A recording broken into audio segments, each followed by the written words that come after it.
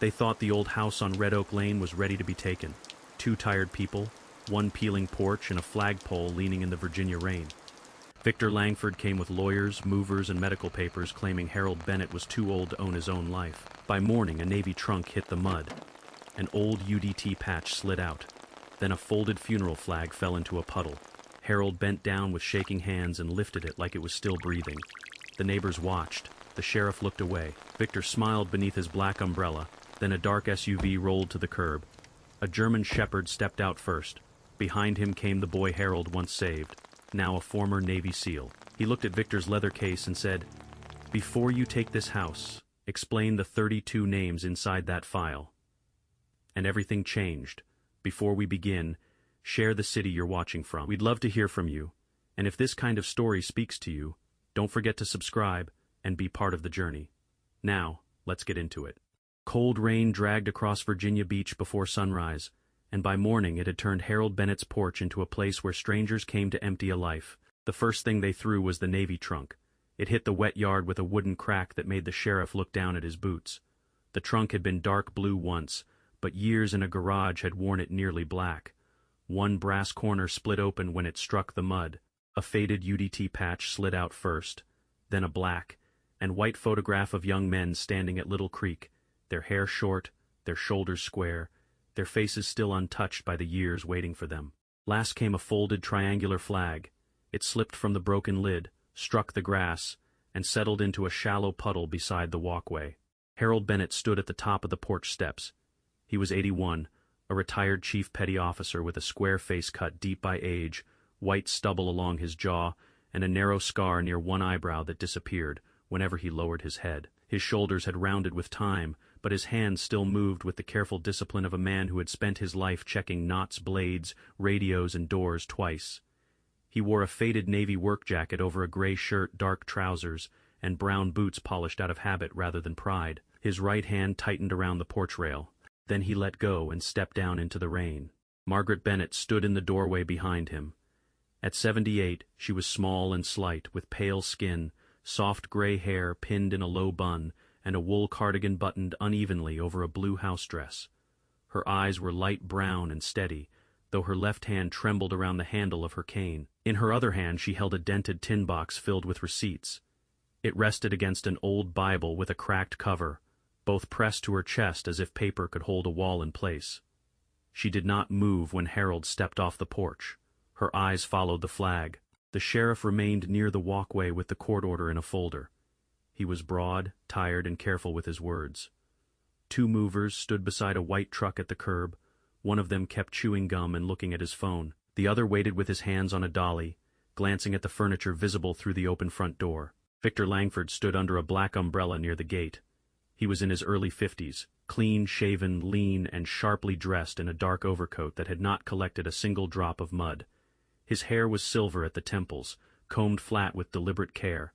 His face looked practiced rather than calm. He had the kind of stillness that made room for other people to panic around him. In one gloved hand he held a leather folder stamped with the seal of Atlantic Veterans Guardianship Trust. "Mr. Bennett has been found unable to manage his property affairs," Victor said to the sheriff. His voice stayed low enough for everyone to hear without sounding like a shout. "The order is valid." Harold bent beside the puddle. His knees did not lower smoothly.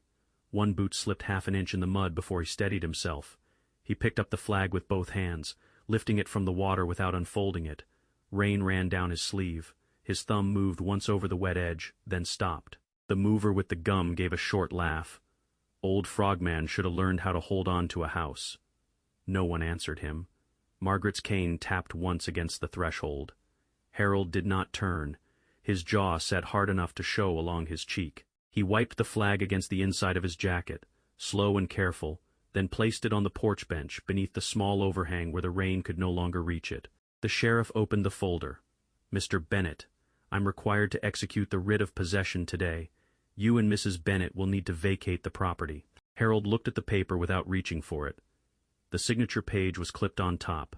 Margaret Bennett, written in clean blue ink, angled neatly across the lower line. His eyes stayed on the name. Then they moved to Margaret's hand around the cane. Her fingers had never fully straightened after the small stroke the previous winter. Since then, Every birthday card, every grocery list, every church envelope had carried the same uneven drag at the end of her letters. This signature had none of it. It was smooth, too smooth. Harold lifted one hand, then lowered it. He did not point. He did not speak at once. Instead, he looked past the sheriff at Victor's folder, then at the movers, then at the broken trunk in the mud. His breathing had gone shallow enough that his chest barely moved under the jacket. "That isn't her hand," Harold said. Victor tilted his head. "The medical assessment disagrees." Margaret stepped forward one pace. The tin box shifted against the Bible. "I paid every month." Victor did not look at her. "Mrs. Bennet, this is exactly why the court appointed oversight." The words landed cleanly, like a door closing. Harold's fingers curled once at his side. He looked at the porch boards where he had replaced 3 planks the year Margaret came home from the hospital. Then his gaze returned to the trunk. The mover with the dolly walked toward it. "You want this junk loaded or tossed?" "Leave it," Harold said. The mover bent anyway. He pulled the little creek photograph free from the mud and shook rain from it. Beneath the photograph, tucked against the inside lining where the broken trunk had split, a cream-colored envelope remained dry. Its corner showed a handwritten date in old black ink. Victor's eyes shifted toward it. Harold saw the shift. The mover reached down at the end of the street. Something large stepped out of the rain, and a low growl rolled toward the house. Harold saw the dog before he saw the man. The German shepherd came out of the gray street like he had already chosen where to stand. He was older than a patrol dog in his prime, close to 7 or 8, with a deep chest, heavy shoulders, and a black and tan coat darkened by rain. His muzzle carried a thin frost of gray, but his eyes were clear and fixed. He did not bark. He moved with the controlled weight of an animal trained to wait until waiting no longer worked. He stopped between the porch and the movers, head low, ears forward, body angled toward the open door. The mover's hand froze above the dry envelope. "Get that dog back," he said. The black SUV sat at the curb with its engine still running. The driver's door opened. Caleb Bennet stepped out and shut it without force. He was 38, broad through the shoulders, lean in the waist, with a hard-boned face, short dark hair, and stubble cut close along his jaw. A pale line crossed one side of his chin. He wore a plain dark jacket, jeans, and boots that had seen more than pavement. His left hand stayed close to his side when he walked. Fingers loose, thumb still, every movement measured before it happened. "Ranger," Caleb said. The dog did not turn. He only shifted half a step, enough to obey and still hold the line. Harold's hand moved toward the porch rail. He missed it once, then closed his fingers around the wet wood. His eyes stayed on Caleb's face. The last time that face had been in this yard, it had belonged to a boy with bruised knuckles, a backpack with one broken strap, and no place waiting for him after dark. Harold blinked rain from his lashes and looked down at the flag under the porch overhang. The blue field was still damp at the edge. Margaret took one step forward. The tin box pressed against the Bible. "Caleb." He looked at her then. His mouth opened slightly, but no words came at first. His eyes dropped to her cane, then to the court papers, then to the broken trunk in the mud. He stopped at the edge of the walkway. For 2 seconds he did not move. Then his jaw tightened, and he continued toward the porch. Victor Langford lowered his umbrella just enough to look past it. "This is an active legal proceeding." Caleb did not answer him. He looked at the sheriff, paused the removal. The sheriff squared his folder against his palm. "Sir, unless you're counsel of record or listed on the order, I can't. I'm asking for verification before property is removed under a contested guardianship claim." Victor gave a small laugh. Contested by whom? A man declared unable to manage his affairs? Harold's fingers tightened on the rail. Caleb's eyes moved once toward him, then back to the sheriff. "Who signed the capacity assessment?" Caleb asked. Victor's smile thinned. "Mr. Bennet, I assume?" "Caleb Bennet." He took out his wallet and showed identification, not long enough for anyone to take it from his hand. "Former SEAL Team 2. I worked with a Naval Special Warfare multipurpose canine element before I left service. Harold and Margaret Bennet raised me after the Hampton Roads accident." The sheriff's posture changed slightly. "Not much." "Enough." Victor glanced at the dog. "That explains the theatrics." Caleb put the wallet away. "No theatrics." Ranger sat. His body remained between the movers and the door. Harold looked at the dog's paws planted on the wet brick path. His own breathing slowed by a small measure. He noticed the mud on Caleb's boots, the water gathering at the hem of his jacket, the way the younger man did not step onto the porch without being invited.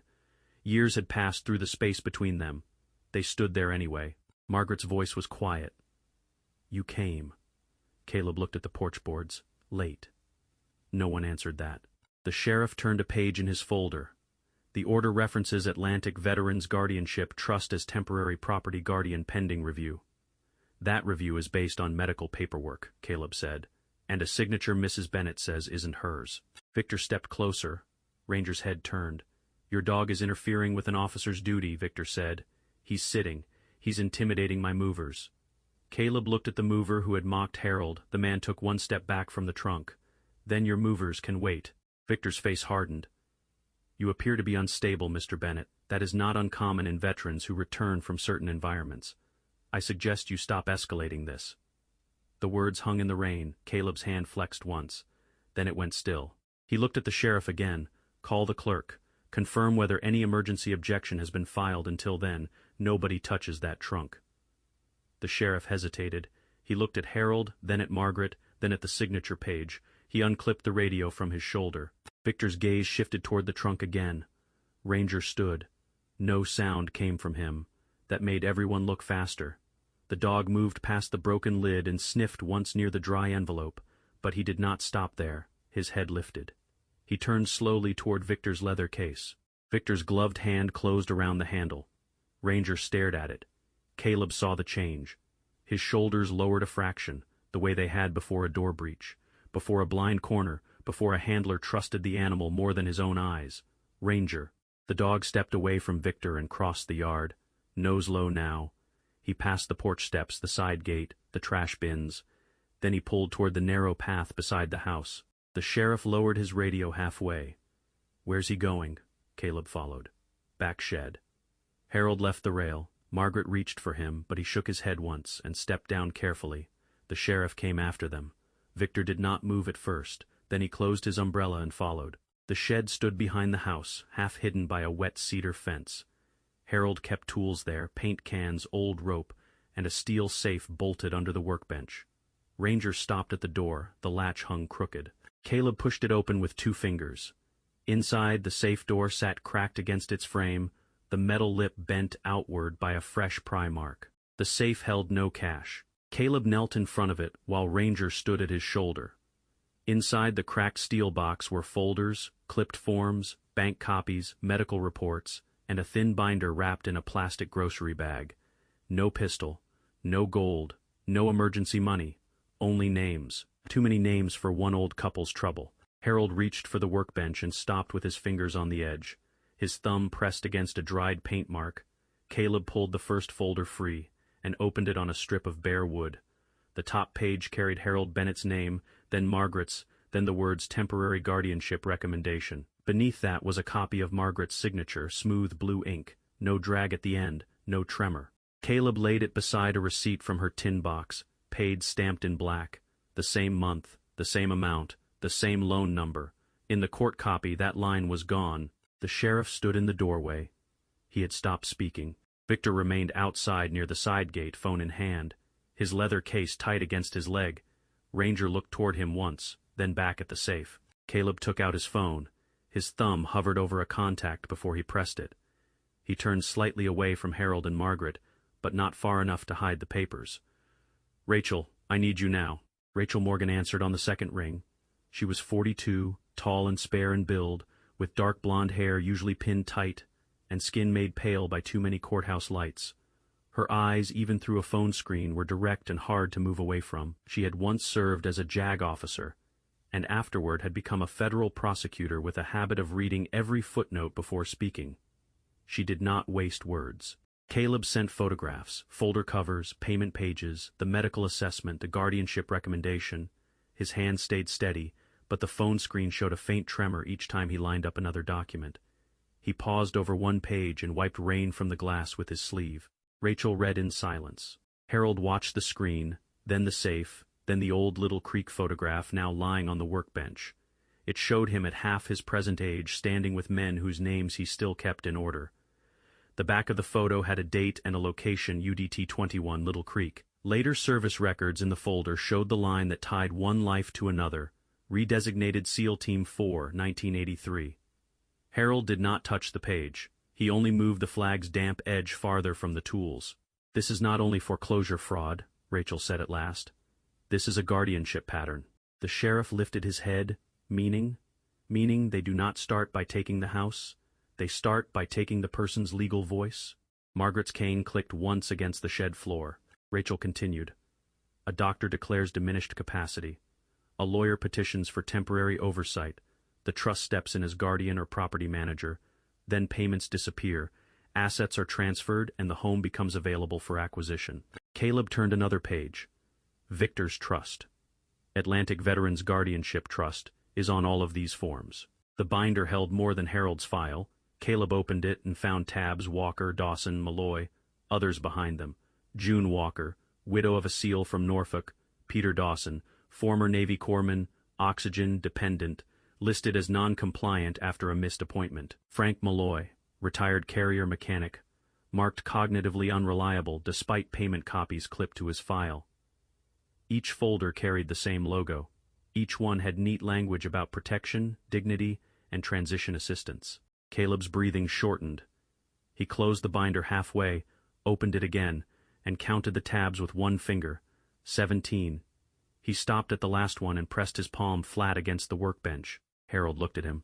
"Read it," Caleb did. There were bank records marked paid, there were court packets missing those lines, there were medical notes using the same phrases in different files, there were signatures too clean, too even, too similar.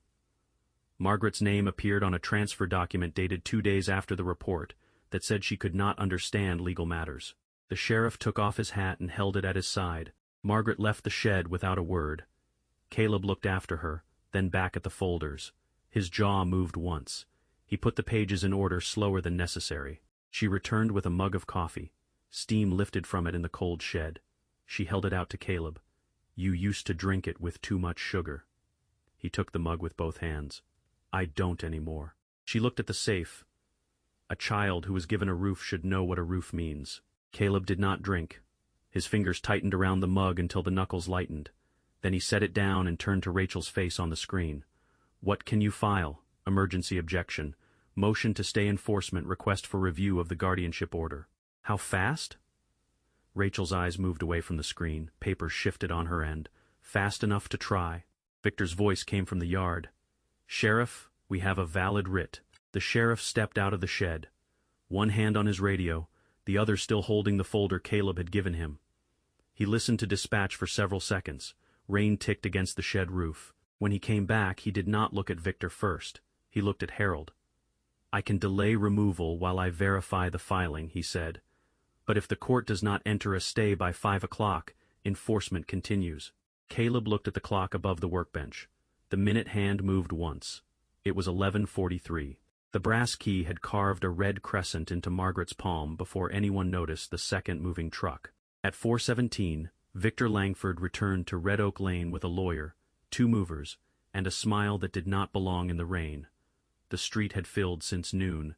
Neighbors stood under hoods and umbrellas. A few held phones chest high.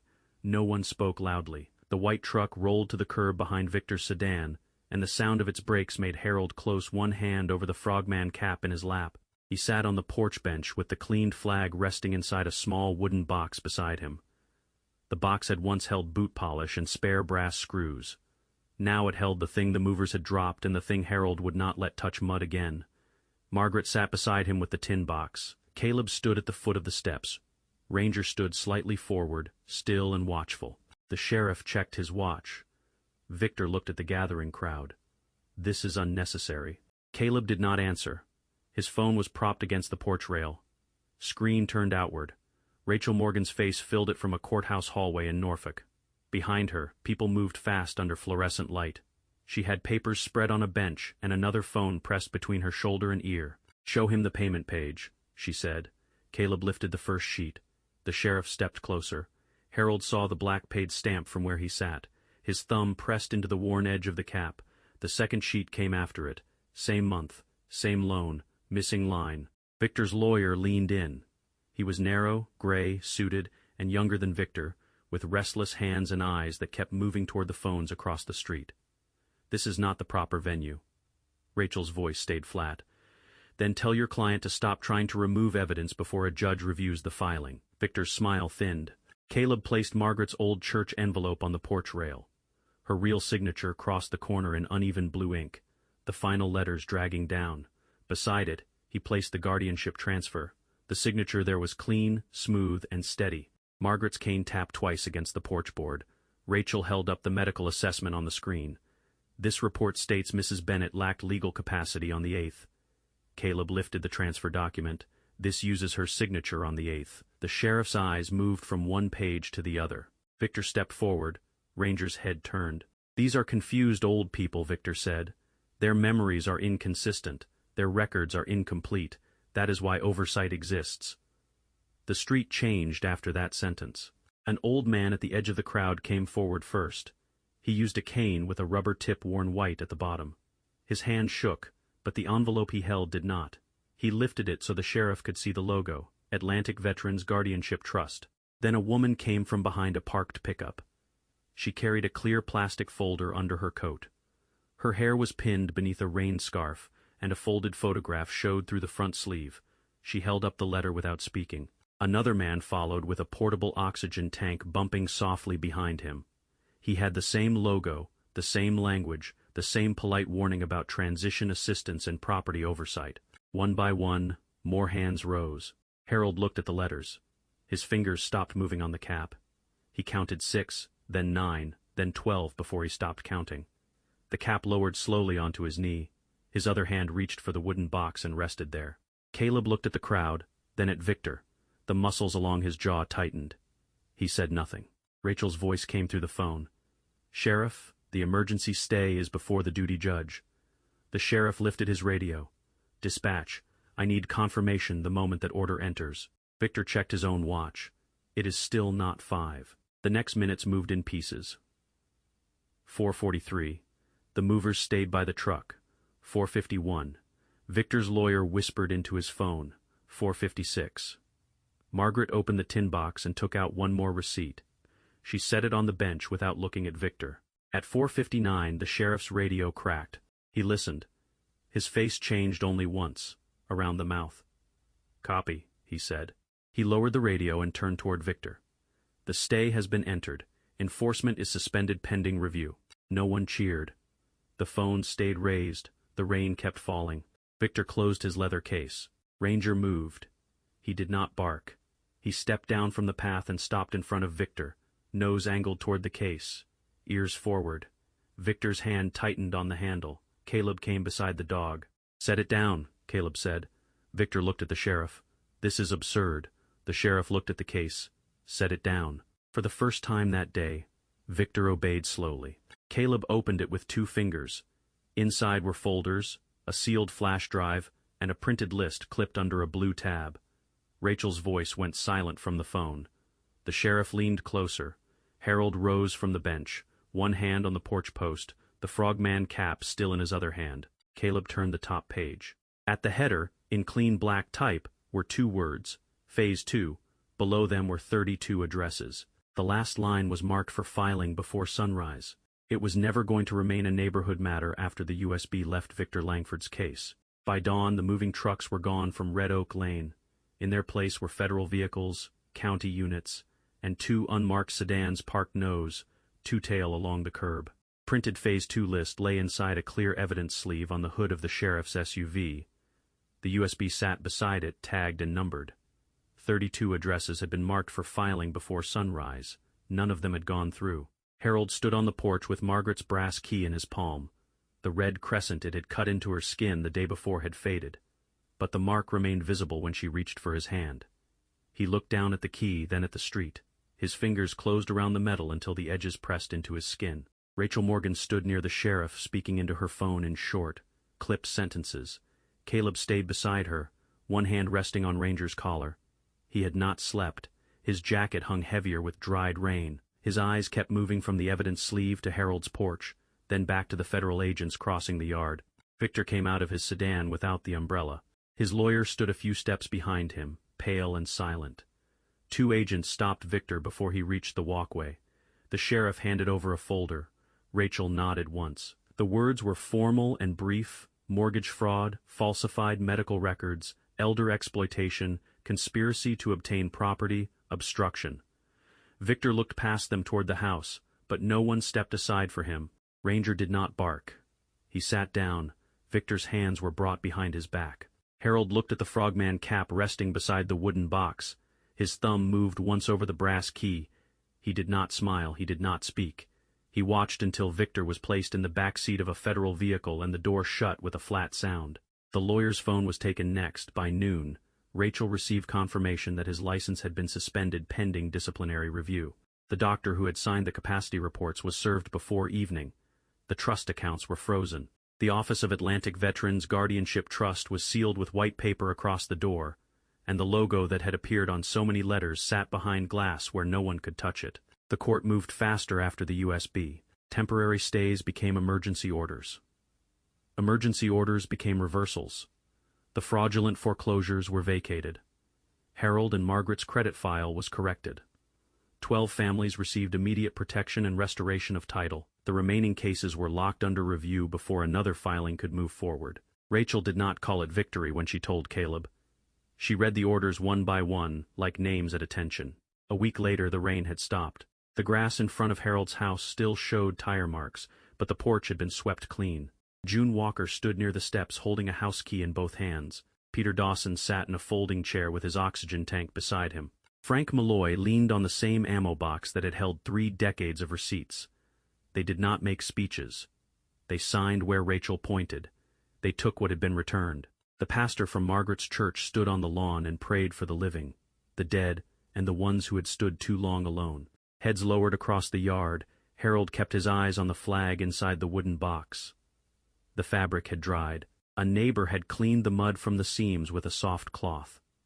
Another had brought new screws for the fence. Someone else carried 2 casseroles up the walk and set them beside a coffee urn on the porch. The man who had mocked Harold did not return. Caleb moved into the room above the garage that evening.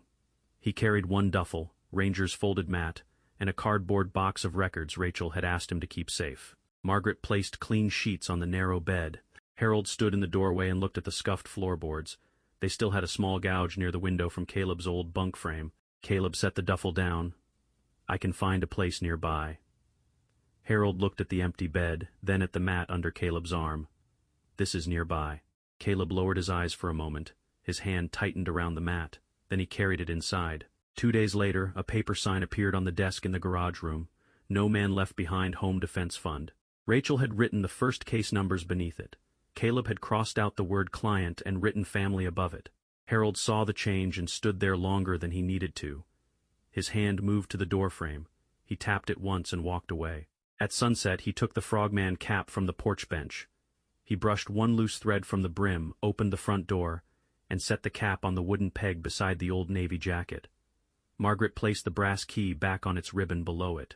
Ranger stretched across the porch boards, head resting between his paws facing the street. Sometimes a miracle does not arrive with thunder or bright light. Sometimes it comes as a knock at the door, a dog standing guard on a wet porch, a son returning after too many years away, a neighbor finally stepping out from behind the curtain, a truth found inside an old box before it is too late. Harold and Margaret's story reminds us that kindness is never wasted. The roof we offer someone today may become the shelter that saves us tomorrow. The hand we extend in silence may one day return when our own strength is gone, and in God's timing, even the smallest act of mercy can grow into something powerful enough to protect a whole family. In everyday life, many people around us are carrying quiet battles.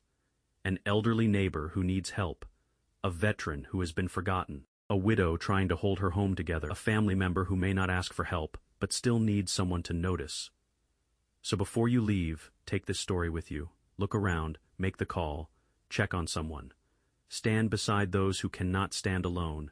If this story touched your heart, please leave a comment below. Tell us where you are watching from and share whether you have ever seen kindness come back like a blessing. Share this video with someone who needs to remember that goodness still exists in this. And if you believe in stories of faith, loyalty, justice, and unexpected miracles, please subscribe to the channel for more. May God bless you and your family.